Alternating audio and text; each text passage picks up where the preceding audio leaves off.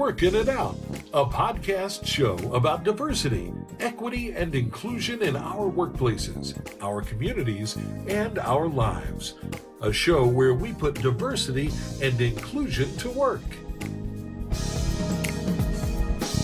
Got problems on the job, we're working it out. Workplace got you stressing, we're working it out. Yeah, we're working it out, working it out, working it out. Dr. V. Welcome. I'm Dr. Vanessa Weaver, your host of Working It Out. I'm speaking today with Dr. Janice Underwood. She's the Chief Diversity Officer for the Commonwealth of Virginia, which is the state of Virginia. We're going to discuss her role and responsibility as the country's first cabinet level Chief Diversity Officer, and that's a big deal. And we're going to also speak to her about this whole role of critical race theory and its impact on the recent gubernatorial election. And then we're going to also end our show with Dr. Underwood sharing with us what she sees as the state of diversity, particularly as she transitions out of her role as the Chief Diversity Officer in the Commonwealth of Virginia. So I want to say, first of all, welcome, Dr. Underwood. Thank you so much for having me, Dr. Weaver. It's a pleasure to be with you. Well, thank you so much for making the time. I know you're planning transitions with the new administration that's coming in, and also thinking about your own next moves in your life and in your career. So it's no small matter that you made this time for us today. So thank you so very, very much for it. And you are a phenomenal person, Dr. Underwood, and in many ways have significantly impacted the state of or the status of diversity in Virginia. For example, you've had 25 years in public service, and I don't see 25 years in public service anywhere on your face, but maybe you said you got the memories I appreciate of all of that. Yeah. And as the Chief Diversity Officer in the state of Virginia, you built this One Virginia, which was a statewide strategic plan for inclusion across more than 100 state agencies and other public and private sectors. So I know I got some more background to read about you, but tell us a little bit about this One Virginia. I was intrigued by that. Well, thank you for the question. The bottom line is diversity, equity, and inclusion has never really existed at the intersection of government and politics. And the One Virginia plan is the first ever statewide strategic plan for DE&I. But what's so amazing about it, it was a collaborative effort. It was an opportunity for all sectors in the Virginia economy, state government, local government, higher ed, and so many other corporate partners come together and say what they want in a statewide plan. Then we went around the state and shared our findings in developing the plan with a volunteer steering committee. And then we launched the plan. It is a plan for more than 100 state agencies. And what's so amazing about it is that it's nonpartisan. It's about building diversity-led innovation. It's about really trying to say, let's set a benchmark for where we are. You can't change what you don't measure, and you can't measure that what you don't acknowledge. And as of right now, we have 82 plans submitted, and we have a few more plans on the way with a few extensions. And we're working with agencies iteratively to say, even though you've submitted your plan and we've reviewed your plan, we're providing support, unprecedented support to say, how can we even make these plans better? Working with agency leadership. So we have a few agencies we're working with as we come over the finish line at the end of the administration, but we're so pleased and proud to be a national exemplar, and other states are watching and trying to do the same thing. So it's an exciting time for DE&I. Well, what is an example of what's in a plan? Because some people are listening, so I get a plan, but what does a plan do for the average person in the state of Virginia? Yes, thank you for asking. The One Virginia plan is built on the inclusive excellence framework, which basically has 5 major buckets. And so all of the agency plans aren't overly prescriptive. This is strategic planning individualized for state agencies. And for example, the inclusive excellence framework starts with the bucket or the theme access and success. And so most agencies, for example, might interpret access and success as recruitment and retention plans or recruitment and retention strategies. But there are other agencies that view access and success as building upon external customer bases. For example, our Department of Wildlife agency, DWR, Department of Wildlife Resources, they've indicated that they have a huge priority in increasing the diversity of those who have gaming licenses in underserved populations, access into that genre. And so every agency has the ability to individualize the plan. And I encourage everyone listening, take a look at the plan, download the template. There's a free online toolkit. Any agency, any corporation, any local government, nonprofit or for-profit can take a look at the plan and make it their own. There are educational resources. There's also strategic planning tools and worksheets and assessments. So much good information that we are literally giving it away for free because we want to change the narrative about diversity, equity, and inclusion. Well, my goodness. I'm trying to remember in the gubernatorial race, did they even mention one Virginia? To me, that is such a strong example of the benefits of diversity and the willingness of the administration to look at all those different aspects of diversity as it plays out in Virginia. So was that part of what folks talked about when they talked about diversity in Virginia? Because all I kind of heard about was what? Critical race theory. That critical race theory, right? And here we have a one Virginia that can benefit everyone in Virginia. And I'm not sure people really got that. Well, I think you're probably onto something, and I appreciate that observation. I don't know that a lot of folks heard about One Virginia outside of the state government or the corporate areas or corporate sector. But the bottom line is it's here and it's for everyone. And the public had an opportunity to engage with us and give their input. And we did tons of in-person and virtual town halls to really galvanize the community.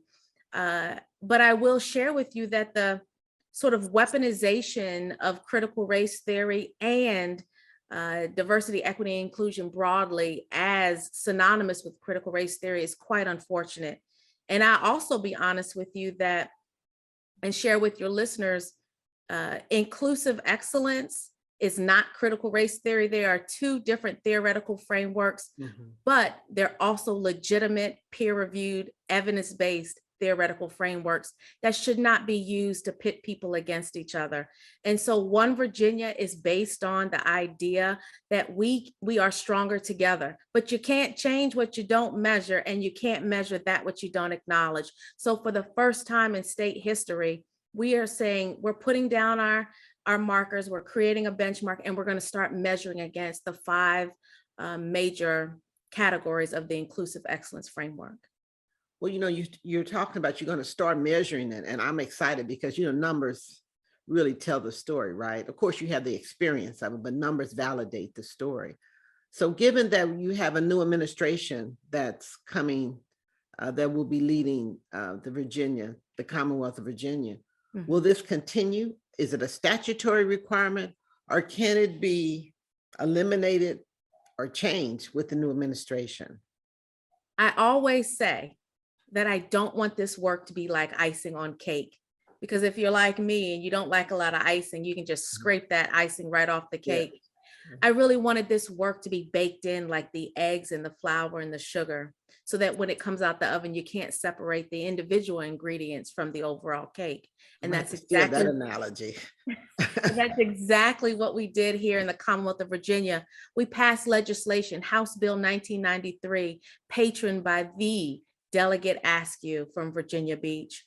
And in addition to his thought leadership and my team, the Office of Diversity, Equity, and Inclusion. And by the way, I have a fabulous team. I don't do this by myself. And I'm sure you appreciate that this work is so incredibly rigorous that you need a good team. But as a result of my team, we passed that legislation, and House Bill 1993 does have a statutory obligation, a legal mandate for every state agency to have, not only maintain, but establish and maintain a DEI plan submitted to the Commonwealth's Chief Diversity Officer. So no matter who the next governor is, Governor 74, meaning Governor-elect Youngkin or beyond, whoever she might be, has to appoint a chief diversity officer, because this role has been codified for every future governor's administration. Well, it's great that you're sharing this with us, because it really is an example of how you can have continuity on those political and social and economic matters that really matter to the communities in which you serve in the government. So I'm just excited that this will continue, and even with the change in administration. And I'm not making a comment on the administration. I'm just saying that that you thought strategically and had a long-term vision for how this could continue its impact. So thank you so much for that. Thank you, you and your team and the current governor, for envisioning that. Well, when I was reading your bio, I mean, there was so many fascinating aspects of who you are, Dr. Underwood, but I understand you also lead the COVID-19 efforts for the state of Virginia. Can you tell us a little bit about that? Absolutely. So excited to share with you that for the first time in the nation's history, we had a COVID-19 health equity working group and task force. We were the first state for which to do so. We're also the first state for which to make it permanent. We have a codified equity emergency management working group, which means that for every future disaster or emergency declaration in Virginia, there will be an equity group led by the Commonwealth's Chief Diversity Officer in partnership with our Virginia Department of Emergency Management. Well, what does that mean? I was going to ask you.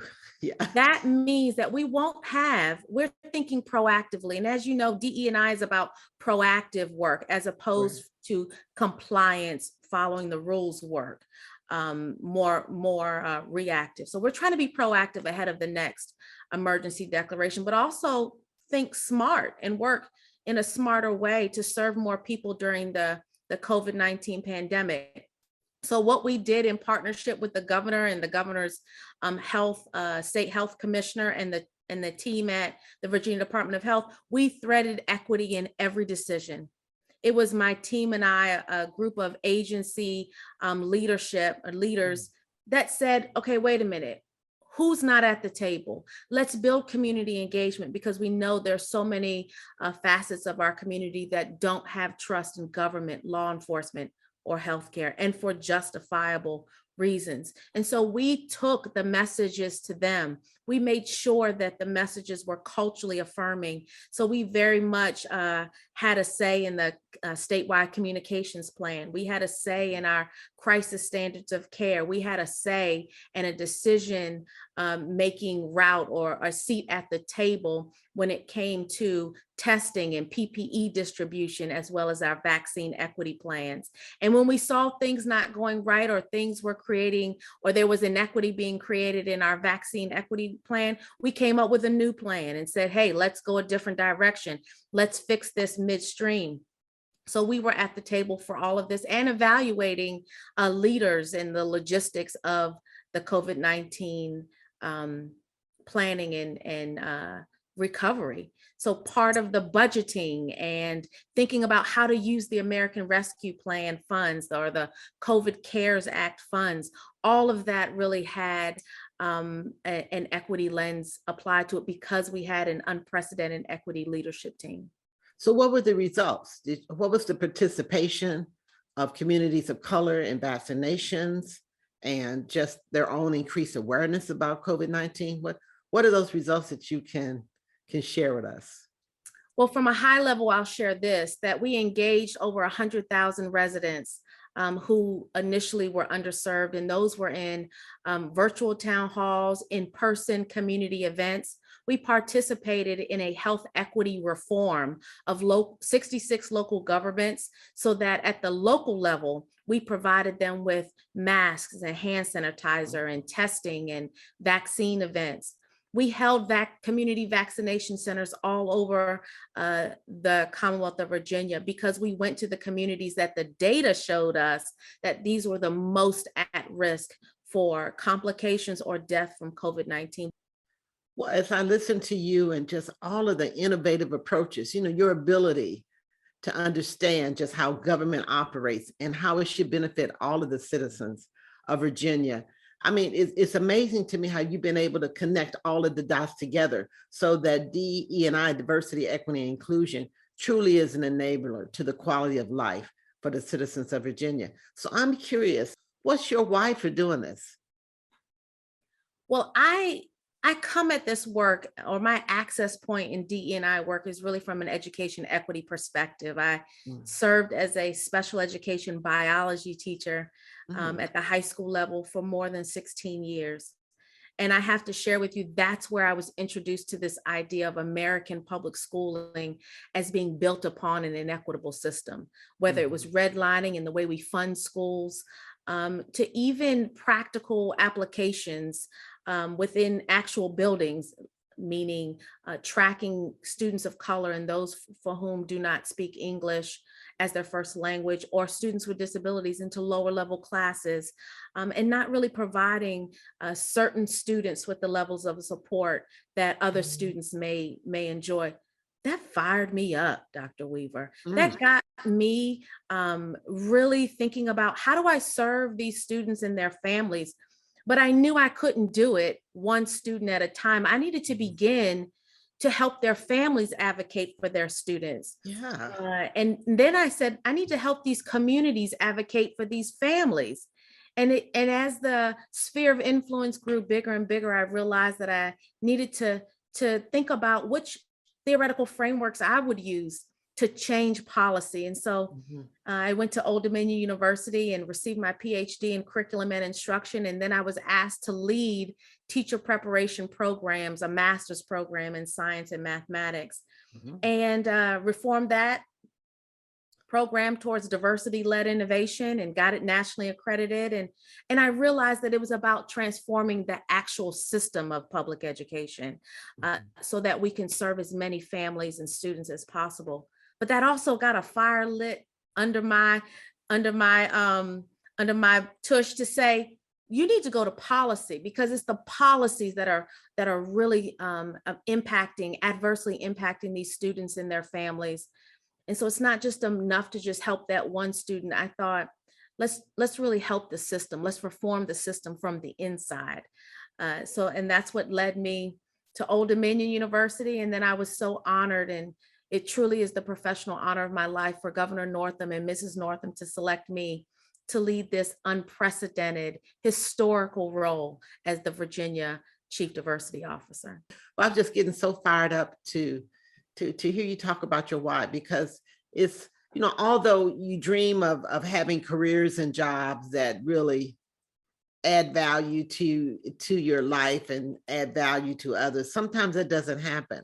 And when you see how excited you are about, what you've done and the impact that you made and that you will continue to make as those initiatives continue, even as you transition out of this role, it's just really exciting for me. So what is next? What's next for you? There is a next, but let me take a step back and just say that my success is because I stand on the shoulders of so many pioneers such as yourself and others in the field of diversity, equity, and inclusion, and also legislators like Senator Louise Lucas and Senator Mamie Locke. I think about standing on the shoulders of those ancestors that came before me. So my next steps, Dr. Weaver, are already laid out, and I'm not quite sure exactly where they're going to lead me, but I know, because of the God that I serve and the faith that guides me, I'll be exactly where God has for me to be. They're already ordered. Well, as I think about just the tremendous contributions you've made, what advice would you give to your team that might remain, or others who come into that office? Well, as we see billions of dollars flowing from the federal government with the words racial equity attached to them, what we need to be so mindful going forward is that while DE&I is sexy now and everyone's talking about it and everybody wants to hire a chief diversity officer, we need metrics. We need to be able to show measurable outcomes.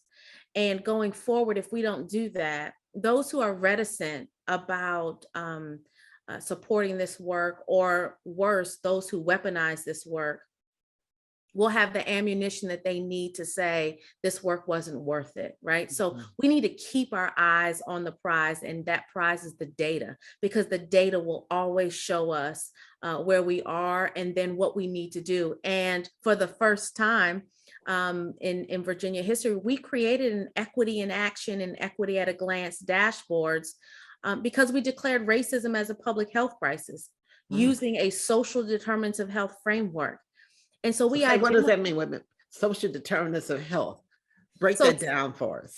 Social determinants of health and that framework is really based upon broad categories of how we live and our quality and factors of life, such as housing, food security, education attainment, even health literacy. And for the first time, you can measure across the Commonwealth of Virginia, across 133 localities and statewide, and by race and ethnicity, where the equity gaps are across those social determinants of health. So you can look up income and poverty, you can look up unemployment, you can look up food insecurity, housing insecurity, and you can see them at the local level. This dashboard is unprecedented, is just as One Virginia and the Chief Diversity Officer position, because it makes inequity visible for our local, state, and federal policymakers and change makers. Well, I'm curious because, I agree that metrics are just critical, but I'm wondering what happened with the whole metrics debate in critical race theory, because that was a big topic and it was a lot of emotion. At least we saw it on the news. There was a lot of emotion around critical race theory, but I understand your metrics indicated that critical race theory has never been taught in the public schools of Virginia. Yeah, am I correct on that? You are absolutely correct. I've been saying to everyone that will listen, we've got to have the critical race theory debate. We've got to be able to educate the average resident of Virginia and the nation, because if we don't, those who wish to weaponize critical race theory, because it sounds scary to those who don't know anything about it, we will continue to lose the all future elections. We will continue to lose at that argument over what critical race theory is or isn't. Here's the bottom line. We need to be able to define critical race theory and use it in a sentence. Let me do it very quickly for your listeners. Great. Critical race theory is a legitimate theoretical framework used to examine the ways systems of race were used to create the systems of our nation, period. For example, American chattel slavery and the system of race was used to basically say that in the Virginia Code, that Black Virginians were 3/5 human. And let me use it in a sentence. In 2020, Governor Northam and our team identified 100 instances of where there was explicit racist language in the Virginia Code. We identified those instances. We passed legislation to remove them from the Virginia Code, and that's thanks to critical race theory. And that's how we use critical race theory to reform manifestations of racism in the Virginia law.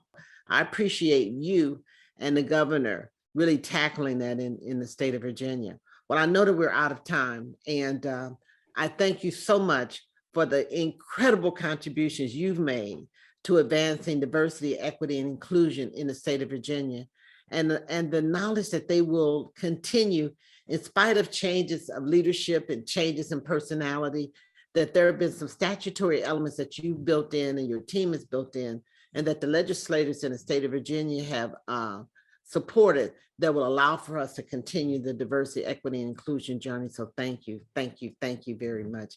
And I wish you continued success in your own career evolution, which I know the next, I'm probably going to see you on MSNBC or CNN or someplace like that, really just helping the country better understand how we can make diversity, inclusion, and equity work for all of us.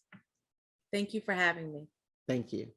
I'm Dr. Vanessa Weaver, your host of Working It Out, and I wish each of you a safe, productive, and be happy week.